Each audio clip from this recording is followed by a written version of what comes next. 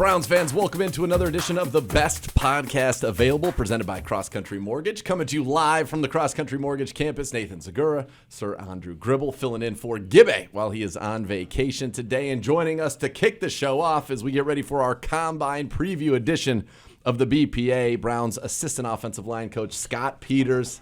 What's going on, guys? Coach, it's great to have you here. Great to be here. I mean, we were talking before we got on the pod, though. You and I have a lot of similarities. Bay Area kids. Yep. 1978 born, and then our paths diverged considerably as you go on to be a major Division I college athlete, a professional athlete in the National Football League. But when you think about your journey and you think about, going back to thinking about going to the Combine, what was kind of going through your mind at that time? Gosh, it's a while ago, but I was fortunate enough to have a good place to train. At that time, I think, most of the guys were just training at their colleges or, with random people or even at like a Gold's Gym. So I was at a place called Athletes Performance, it's Exos now, and they had good information for us. So we really had the full experience and kind of had a good game plan to know what to expect. So I was fortunate in that way. As an offensive lineman, how much stuff did you do during that period of time that you then never had to do again? Oh, 95% of it. Thank God. I mean, it's like an audition, not an audition, like a pageant more so than anything else. You did things that you'd never do again. So, but we knew that, and so even down to the point they said, hey, make sure you guys go get a suntan so you look healthier. I mean, there's like little things like that. Tricks of the trade right there. Tricks of the trade, right. So 6'3", you say you're currently 285. You are a behemoth, chiseled out of stone. You're bigger than, you say. Yes. Tipping over 300 pounds. I was. In fact, at the Combine, I was not that much bigger. I wanted to maintain a lower body fat, so I weighed in at 300 even, and I remember a gallon of water is about 8 pounds. So it was a goal to be 300 pounds at the weigh-in, and I was just at 300 pounds, but I was really like 292 because I had to wait and talk about time it up. Your back teeth floating. That was me, and then the line waiting to weigh in because I was like, I have to go to the bathroom so bad. But I wanted to make sure I hit that 300 pounds, So, but that was one other trick of the trade. Try to weigh in heavy and run light, I like that. Very smart. And now today you mentioned, you got everybody, the second they sign with an agent, they're immediately going to a training program to get ready to do these Combine-specific events that they hope will boost their draft. Yeah, and to try to, maximize your speed and all those kinds of things. That learn how to run a sprint, which is something that I never learned how to do. Oh. Teach you what shoes to wear, what to eat and when. It's a lot of detail. And then when you're now in your position, like what's a way that a lineman can impress at a Combine outside of the numbers? But what's a way that you can really impress? Just the movement, kind of watching the movement in the individual drills and seeing like how they move, because sometimes the measurables don't always mean that the guy's real dynamic as an athlete. So it's just kind of watching the dynamic movements in the the drills, the skill specific drills is one for sure. How would you change if they came to you and said, Scott, we want you to design exactly what you would want to see from offensive linemen at the Combine?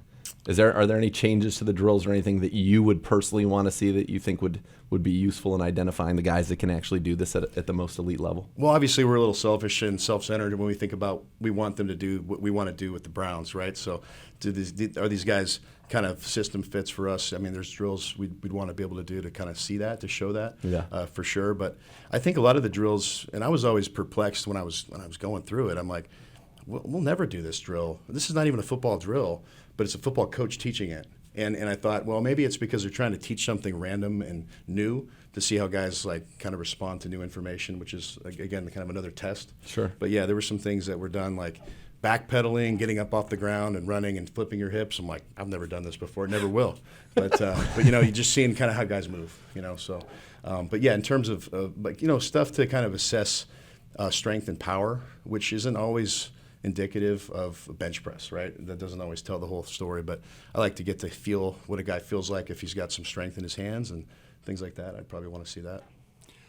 So you are, and for people who are just getting to hear you for the first time, you are a master of understanding leverage and understanding, as you've shown me, how the position of your thumb can change how your bones stack, which can change your ability to exert force on something or to absorb force on something. How fun is that for you when you get some of these guys who have probably never even heard of that stuff and you're able to apply it with these great athletes? And in this case, the Combine, it would be taking guys who have for sure probably not heard any of this and seeing how you're able to apply those things. It's fun to teach guys, and it's fun to watch them use use these methods, and then by that time I can't. I'm like, you're too dangerous to touch me now. You're too strong. You're too strong. But yeah, subtle manipulations of the biomechanics are huge to operate at optimal integrity of your body, so you can kind of really generate the maximum amount of force with the greatest degree of control. And I got to tell you, nobody knows how to do this intuitively. I mean, some guys might over time, but just to be able to teach those things that, because usually it was like, hey man, hit that guy as hard as you can. Nah, it didn't work out, so you better go lift more weights, But there's really more to that, obviously, with mechanics. And so if you can get all the stars aligned with, you get the best athletes, the biggest, most powerful guys, and you teach them the best mechanics, and you're going to have a good result. From your perspective, what are you looking for in like the interview room with these guys? Like, what makes you excited about a guy, or what makes you a little concerned? One thing that makes you excited is if their passion conveys in those meetings. To see they love the game. Another thing is like just kind of their knowledge, their foundational knowledge, understanding of the game, and it's very it varies. It doesn't mean some players don't have exposure to it, but can they learn? And are they intelligent and can they communicate well, and does the passion of the game convey in their meeting? How big of a challenge is it for, I'm sure it's different even from when you played, but that now you have so many teams in college that run these spreads. Everybody's looking to the sideline, everybody's getting their assignments, and they're doing it, as opposed to the NFL game where you're making adjustments on the fly based on the looks of the defense, checking out of certain things based on their rotations, the way that they're lined up, the techniques they're playing up in front of you. How does that impact, how quickly a guy can get up to speed?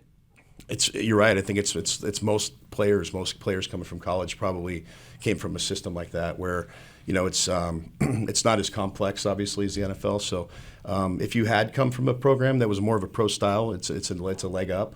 But pretty much everybody's got to learn. It's a new game here. It's a different game. It's like checkers and chess. Really, because you got to see how quickly you can learn and adapt, and not just to the actual schematics, but to the techniques as well, and to the talent difference. And then working with the scouts here, what's it been like relationship wise, getting to know how they're evaluating players and kind of seeing letting them know what you guys really want in these players? I mean, it's great. It's very open. A lot of communication goes on there because everybody, you want to be looking at through the same set of eyes if you can. It's important that everybody's on board with that, and everybody's clear on what we're trying to do. And once you know what you're trying to do, then it's pretty easy to kind of find those people that fit. All right, let's talk about you and Bill Callahan together as a group. So you guys come walking down the hall together. Very different from a physical appearance standpoint. He's been around for forever, a master offensive lineman, they call him. And then you come in and provide, you played in the league. You've got kind of these techniques and about, as you talk about, functional power, the integrity of your body, using phrases I've never heard before. I talk to you, but I love it. How has that kind of relationship been, and with you guys coming at, same goal, but different ways of helping the players get there? Well, Bill is the ultimate teacher, mentor, coach, and just a great person. So I'm fortunate to have the opportunity to work with Bill daily, and it's a blessing. So I love it, and we have a great relationship. And I don't believe there's a better coach in the game than Bill at the position. So I'm extremely fortunate to be able to learn from him, and I think some of the things that I was exposed to in jiu-jitsu and other, as a player, I can bring some value in that regard. But no, Coach, he's got it all figured out. Well, and you're getting to work with them, learn from them, and then you got an opportunity at the Shrine game to go have your own room as an offensive line coach. How was that experience for you? That was a really good experience for me. Being able to do it. Coach gives me a lot of opportunity here to work with the guys, but there to be like fully in charge and was good. It was a really good experience for me, and had a lot of fun doing it. What do you, in that kind of situation where you're working with a bunch of guys who are trying to show their best stuff for scouts, what is your role in kind of setting them up for that success in that game? Frankly, I didn't know what to expect. We got there, and I'm like, well, who are these guys? I have no idea. I'm like, he's a lineman, but offensive lineman, right? Okay, great. Well, what position do you play? So I didn't. There was no depth chart to start. We didn't know where anybody fit. I just asked guys like, well, what did you play, and what are you open to playing other positions? Kind of want to know if guys are open to playing other positions, because in the NFL, if you dress 7 or 8 players on the offensive line, it's not like college where you get all these other guys. You can't if you're not a starter, you don't specialize in one position. You got to play multiple positions. So that was one of the things that we had to kind of sort through, finding out who plays where, and who's willing to play in different spots, which was there's players that say, no, I only want to play this position. I'm like, well, I want to help you. And, nobody walks in the league as a starter from day one, generally speaking. So, it's good to be able to play multiple places. And so, from that perspective, it was kind of getting to learn the players, learning, what they had exposure to doing. And I wanted to make sure, I said, look, I want you guys to all be put your best face forward here. So it was good communication from that perspective to see, who wanted to do different things, who felt comfortable, and who was willing to try new techniques. And actually, a lot of the guys were really open to that. So it was a fun time and good experience. And although it was about maybe 3 or 4 days too long in Vegas. That's right. There is a finite amount of time that a person belongs in Vegas. All right. This is our Combine Preview edition, so we want to talk a little bit about your Combine experience. You mentioned earlier, though, but before we get to start guessing some numbers on you, you mentioned earlier, bench press, not necessarily the greatest measure of somebody's strength, right? What would be, if you were to say they should replace the bench press, which they use as a measure of strength at the Combine, what exercise would you like to see guys do as a more functional measure of their overall strength? That's a good question. I don't have a drill in mind or a tool in mind that you could get a direct measurable. I don't think bench press ever goes away. I think it's because it's one of those things. It's a measurable that you can measure over time. Sure. Hey, how much do you bench? It's like now. I mean, there's guys that can bench the world, but they can't move. They can't functionally, wipe their rear end because they can't. They're too bound up. So are you really effectively a good player because you can bench a lot? I think it's a combination of things, but it does give you some measure of strength, I think, but there's all kinds of variables. I mean, I know when I went through the Combine process, it was, hey, widen your hands out on the bench. So, you bring your hands really wide. I'm like, well, this isn't a functional movement. I don't ever want to be in this position. Yeah. Really. And the only time I'm ever doing this is if I'm on my back, and I'm pushing a guy off me, I don't really want to be there. So, is it a direct measurable that correlates to the movements? No. But it does give you some idea of a guy's, his strength and his probably his bone structure. So that's okay. You mentioned that. So, and I don't even know if this is something they measure at the Combine or not, but I do know this for a fact that Joe Thomas has some of the densest bones on the planet. Right. And I don't know if that correlated to his ability to be successful, if it had nothing to do with it. I know Evan, our strength guy, huge on bone density. That's one of the things that he loves to talk about. So how important is that? And how do you find that out about somebody? I mean, I don't know. I mean, I guess, you can definitely look at bone density and all that, but then there's guys that just do it. And you're like, how did this guy play that long?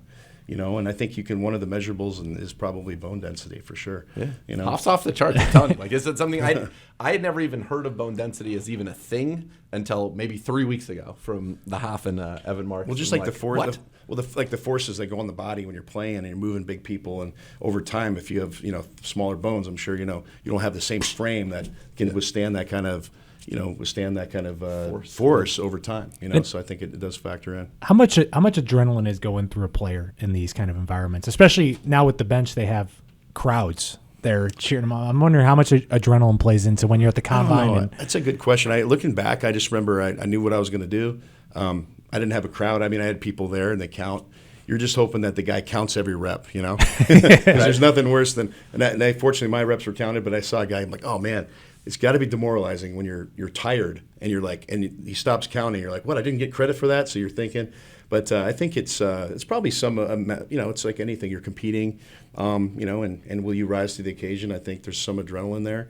But I think the process itself is such a long and arduous one for the player because they're there and they're getting medical testing, they're getting interviews, they're getting talked to all the time. They're constantly on. So I don't know that you can have a constant, steady flow of adrenaline throughout the entire process, but I think it does show up in some of the more physical competition aspects. All right, what would you say is a better measure of strength? Your max on the bench, or how many times you could do 225? Ooh, I don't know. I'm not sure. I'm not sure about that. Don't know. I mean, right. I guess I would suppose probably the max. Because in football, right, it's a play, and then you got to rest, and then it's a play again. Correct. So it's curious that they went with the reps of 225. But so we've had Tommy Togiai obviously did 40 last year, right, which was the most in the Combine. We've had Orson Charles, who one year did the most as well, who was a tight end that was with the Browns a few years ago. So when you went through this, you're a big dude. What was kind of your mindset? What was your goal there to do in the bench? Did you have a number when you went in and you're like, I want to hit this number? Yeah, I wanted to hit 35. Wanted to hit 35. Yeah. Okay, so my guess in my head for you was around 30, which I think is ambitious, but I feel like it's a big number. We've seen some linemen go in there and like fall off. What did the guy do and ended up being a great pro? Yeah, like 14 or something. Yeah, like that. and he struggled. But my guess was always going to be one more than you guessed for Smart. For It's smart to be that on was that going to be side. my All right, strategy. so you said 35. I said 30. Where did you land? 36. Of course you did. Of course you did. But exceeded your goal. 36. Was that the most that year? Yes. Yeah. That year. But Tommy Togiai did better than me. Come on, that's 20 years later. Well, it's the we've same- advanced it's the same- it's the we've same weight. advanced technology, technology? training, all of that. Come on. yeah. So you're a record holder. Togiai's a record holder. Orson Charles has been a record holder. That's 3 bench record guys from the combine that have been through this building in the last decade. That's pretty impressive. There's something to be said though about certain guys that don't have. If you look at some guys that might have had lower score on the bench, sometimes they have like ridiculously long The arms, wingspan. right? Yeah, wingspan. That's my factors in. excuse. That's what I say. That's why I struggle. Wingspan actually. Let me actually clarify that. Wingspan doesn't necessarily tell you arm length. It tells you that because you might have a wide torso, Could be some broad, so you might have shorter arms and a wide torso and a barrel chest. So you're only pressing the weight about 6 inches. That's like So- Batonio. Batonio with that barrel chest, he only has to probably go like this for a bench. So having long arms is a factor that that'll It's a detriment. That's what I say. It can be a detriment. But that's why guys will say, "Hey, move your hands out wider." But then again, are you getting a functional reading on? Because again, like you don't want to have your hands wide and pressing. You don't see guys doing that on the field, right? All right, well, I feel like we're underselling this. So you go out there, you do 36. You do the most at the combine the year that you're there. Like, how pumped were you about that? And what were people saying? Were they like, dude? Like, other guys like, oh, man. I was glad it was over, to be honest, because I was going, because it's kind of in your mind. You're like, I got to do this bench thing. I'll never do it again. But how did you train to excited. do that? We trained heavier weights, and then I recall like we do 315 for 10 or 15 or 20, and try to do as many as you could. And then really, by the time you touch 225, it's light.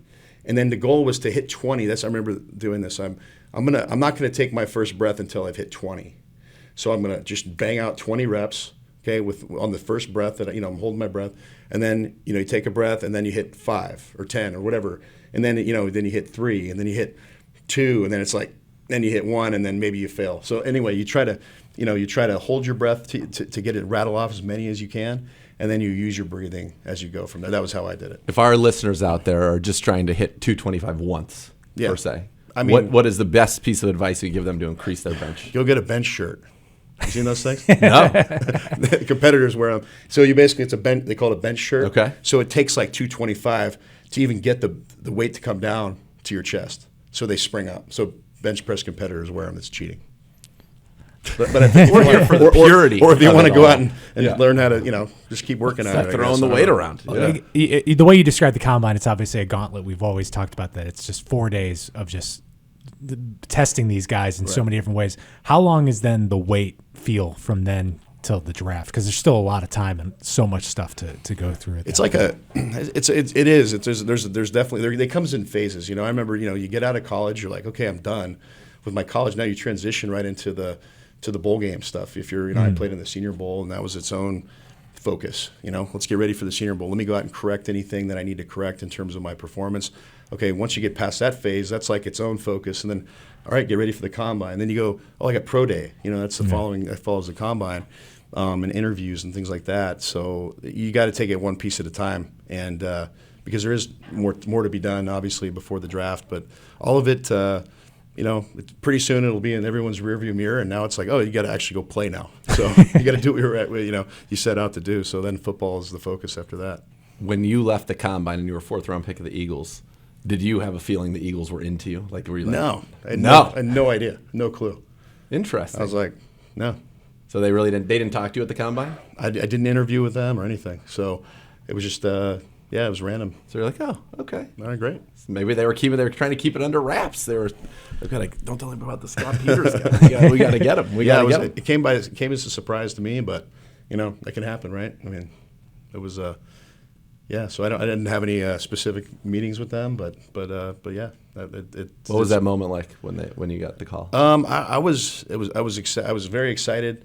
I'm glad it was over. I was like, let's put this to these family was in town. I'm like, I just want to. Now it's time to go. I get to go play now. Which was good. But the weird part was I did get called in the 4th round previously by Carolina. So they said, while they were on the clock, they say, congratulations. I'm like, I'm being drafted right now. And then the guy comes on, he goes, no, scratch that. Sorry, man. We made a mistake. And click. I'm like, so that was. So then when I got drafted by the Eagles, like maybe 10 picks later, I was like, well, that's a relief, you know? Seriously. You're like, I was so close. I was so close. That was strange. But yeah, so. That's the stuff out of nightmares. That's Yeah, it was crazy. You're getting but, drafted. Psych. Yeah, Sorry about that's that. Well, Coach, this has been an absolute pleasure. We always enjoy talking to you, learning something new, and 36, something for us all to aspire to on the bench press. 36 reps. I mean, I guess I could make some money if I joined the circus or something. Yeah, you throw some weight around. I think you're doing just fine right here with the Cleveland Browns, which you never know. Appreciate You never know. Coach, appreciate the time. Big thanks to Scott Peters right there in Gribbs. I got to tell you, he's got to be in the running for most interesting person in the world. I mean, his background is fascinating. His stories are fascinating. And he's just a fascinating guy. Yeah, and we didn't really even get into the whole mixed martial arts aspect of what he has done in his career. Like, I remember when I sat down with him when he was hired, and I was just going through his background, and it was just totally fascinating. I mean, just a total career shift for him going into mixed martial arts, and they became one of the best to do it. And now he's applying those teachings at this level. You've seen guys apply that. We've had guys in the past with that background in his position. Sure. But I think his mix of having done it on the field and still being able to get his hands like on the guys and be out there practice looking like one of the players on the team just makes it a great fit with him and Bill Callahan. Yes, guy. He was played offensive line in the NFL. Then he does that, and I loved as he's walking out and we're like marveling, ooh and eyeing over his brute strength and the things that he did. He tells a story about how in high school he throws up 185 40 times at a time when nobody else in a whole all-star competition between California and Texas got over 25. And then he's not lifting weights anymore. And he still looks like that. Just doing some push-ups. No big deal. Yeah. Yeah. I'll try push-ups. Yeah, yeah, right. Sign us up. That was like Herschel Walker. When Herschel Walker used to be all jacked, all he did was push-ups, supposedly. Like It's 1,000 a day or something like that. That's a lot. Yeah. I think about 10 times what I'm willing to put in. What At you're least, willing to do. Yeah. Yes, indeed. All right, so this is our Combine Preview edition of the best podcast available, presented by Cross Country Mortgage. So, Gribbs, we're going to go through our top 5 favorite things about the Combine, or to do with the Combine, or to eat at the Combine, whatever. The world is our playground right here and what we want. So we'll count them down 5 to 1, the things that you love about the Combine. We'll start with your number 5, Gribbs. Well, to continue the theme of what we fell into there with Scott Peters, and not to make this the BPA stand for bench press available, but overhearing the bench press from our workstation is an amazing thing every year. You hear the whoever's leading, whoever's doing the official count. You hear the fans going nuts over it, and it's just thinking. And the thing is, we don't see it, but we hear it. Yeah. So you can tell what's going on, and you're trying to visualize what's going on. And I enjoy that every year. Just the grunts, the noises, the excitement that happens when someone's doing something really special over there. That's always something that sticks in my head when I go to the Combine. My best bench press memory and crowd and all that was DK Metcalf, because when you walk through, you're like, dude, look at that guy. And he put up a lot for a receiver, right? Oh, yeah. And people were going bonkers. Yeah, you can tell when someone had a good round. Like, you Yes. can really tell. And then I don't know if you can tell on the other side of someone disappointed, but you can definitely, when people are extra juiced over there, you can tell when someone did something Or if special. there's an injury, which We have heard we that have before, and that's not good. No, yeah, not that's good. That's tough. Not good. All But right. that's the closest we get to the action, really, because we're not in That the is we're not the in the action. we're not in Yeah. the we're not in the bowl for the all the other events. That's really when we're there. That's the closest it. we're seeing. Oh, yeah. Other than unless you want to count like the fans who come in and do their little activities right Yeah. by our work area, which is not as exciting as the bench press area. All right, number 5 for me, Lurking Gibbe, which I contemplated going much higher on the list, but I didn't want to offend him by that. But so at the Combine, we got to do a lot of interviews. I'm not a fan of lurking. Once we get to secure the person, I'm happy to come over. We'll interview. We'll have a great talk. It'll be fun. Gibbe does a lot of lurking, and Gibbe's a big guy. Yeah. Gibbe's 6'7", an imposing figure. Doesn't sneak up on you. No, but he will be lurking. Ian Rappaport, love watching him go after Rappaport, who's not as big of a guy as Gibbe, and he just is just towering in the background waiting. Rappaport feels his presence, just continues to look at his phone and ignore him. That's great. Chris Sims, when he's trying to get Chris Sims, and Sims is blowing him off.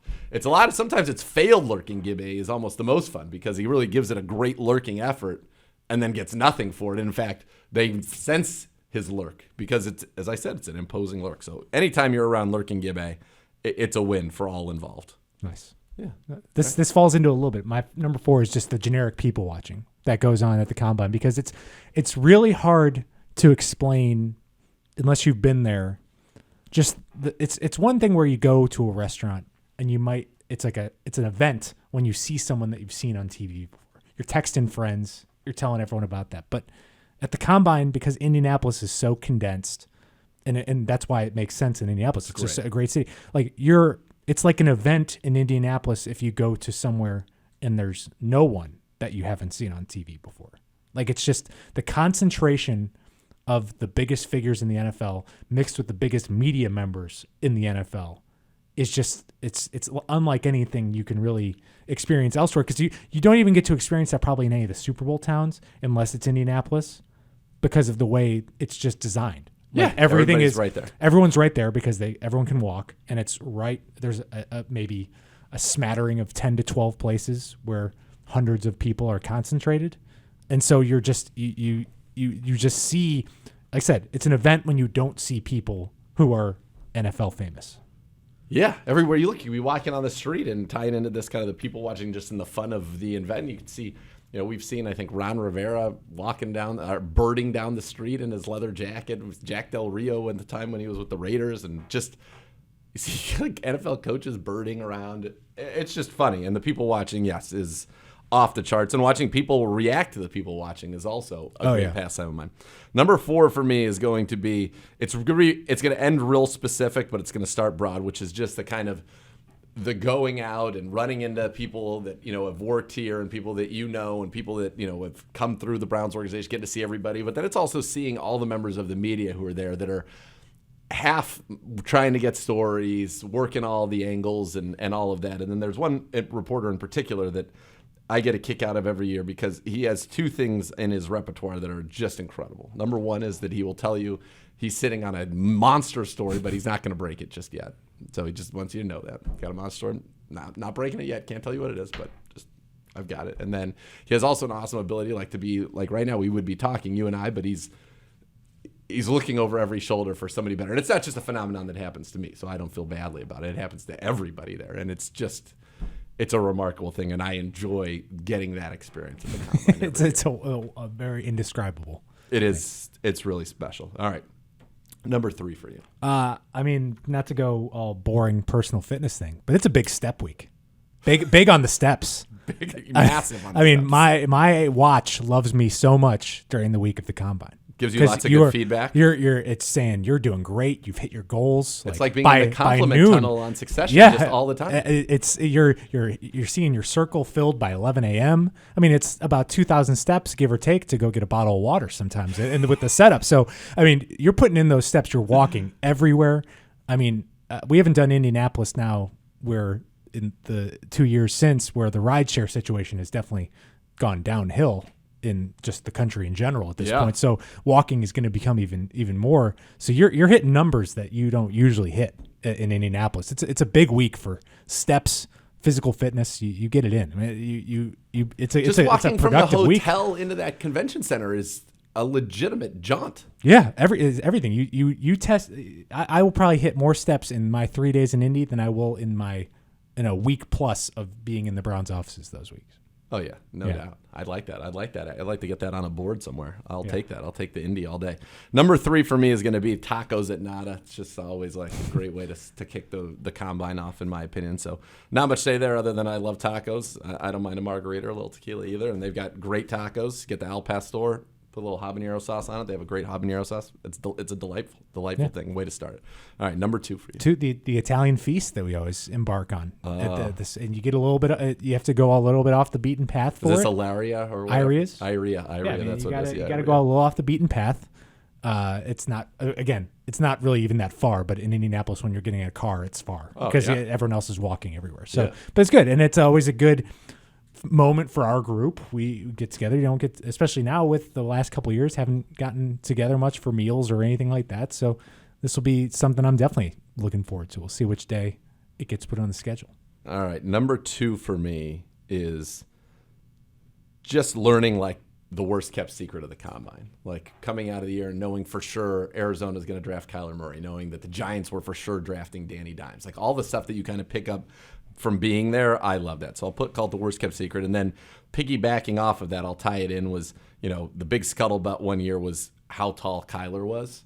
And we did our own as Bo and I went to, what's the place that, Harry and Izzy's. Yeah. Right next to Elmo's, which will come up again shortly. Number 2, though, while we're on the steps, Kyler Murray's coming down while we're going up. And so we get it. We're like, dude, we got to figure out how tall this guy is right now. We're breaking the story. So we made it so Bo got on the same step as Kyler at the exact same moment. We know Bo's height. We were able to make a quick measurement. No chance the guy's 6 feet tall was our quick determination. And then on we went.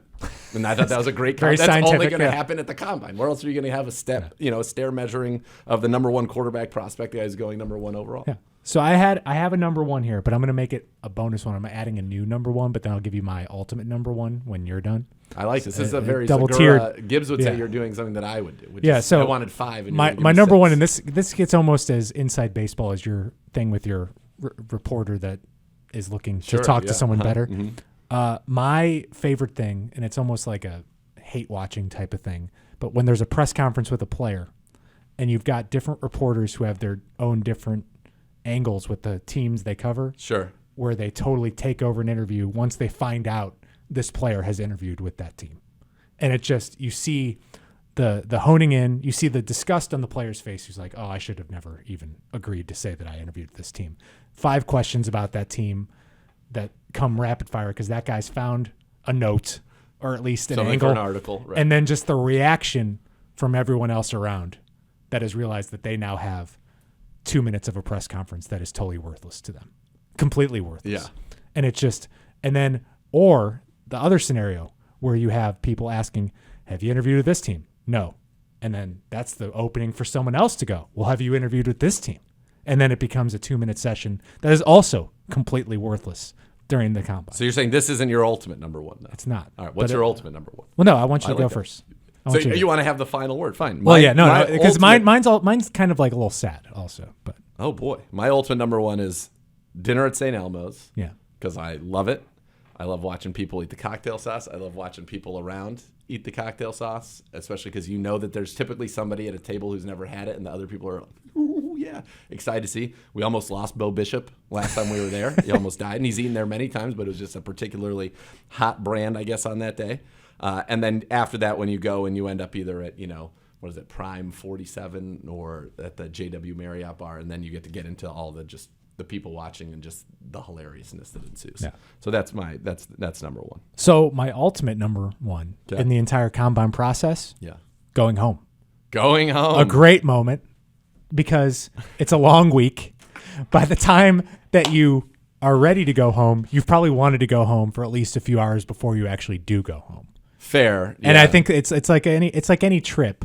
Like usually it's a good vacation if by the end of it you're ready to go home. Yeah. And I think for the combine, no one has ever in any, whether it's media or even beyond, has like Been like, I need more account. I need more. Like usually by when you've hit your allotment, you're ready to go. No, that's and then fair. you have that. The problem is and then then you have get to get really in a excited. car Yeah, for but you got the a long drive, time. but but you're excited. You're ready to go home. Like Yeah. it makes home.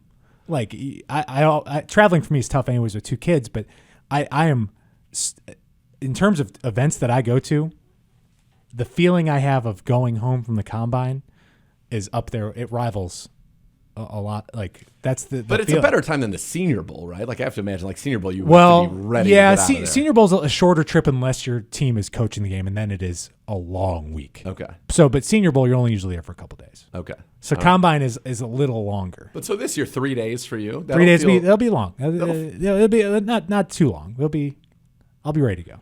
I do think though, if you were able to measure the speed of my walks from the convention center to our hotel, the final walk is probably like by far the fastest. Oh yeah, because you're trying to map it out. Because usually, almost always, you're leaving in the afternoon, and you're trying to avoid how much time am I going to be driving where it is super dark, and I'm going to be getting tired. Or and you want to everything make like sure you avoid Columbus. that. Correct. Yeah. at an inopportune Yeah, time. so it's Leaving. Number one thing is leaving the combine for Grips. No, it's always an event to look forward to. Sure. But at the end, you're ready to move on to the next step. Yeah. Like you again, I know many people every year at the combine, they don't extend their trip. They often cut it short. Yes. Because everyone seems to overestimate how long they need to be Gibbe, there. I wish you were here to speak on this. Is typically the only person I know who stays like a day after everybody else. Yeah. It's Like, I'll stay till Saturday. Okay. All right. Not me. It's Not me. when I covered it from a college angle, I had to do that because I had to be there when I was covering Alabama.